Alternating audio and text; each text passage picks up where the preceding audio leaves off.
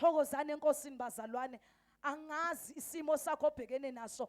uNkulunkulu ngathi uyakubona uyayaluzela uyaphithizela. Uthi ngiyaphinda ngithi thokozani enkosini. Kuthiwa njalo. Akusinto yanamhlanje kusasa iyanqamuka noma iviki sinqamukile evikini elizayo isekho kodwa into yanjalo. Sithokoza njalo bazalwane. Asithokozi ngoba nakho kuhamba kahle. Asithokozi ngoba kukhona izinto esizitholile kodwa uthi noma kunesiyaluyalu nesiphithiphithi uthi ngiyaphinda ngithi thokozani.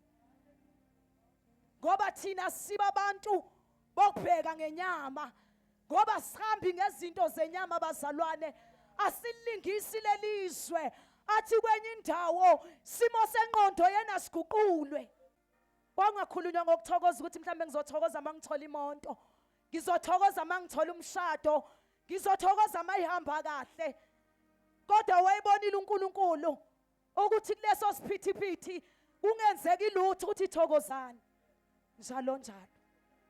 Thokoza kwethu akufani nokuthokoza kwezwe. Injabulo yezwe ihamba iphele bazalwane. Eyezwe mhlambe siyayibona akekho ongayiboni. Iyafuna ukuhlala ikhandwa futhi ayikhandwa mahala fanele ukukhiphe ephoketheni. Ithi inkosi ngiyaphinda ngithi thokozani enkosini. Thokozani enkosini. Masithokoza kuye bazalwane asikhiphi ngisho imali. Thokoza izimo ingahambi kahle.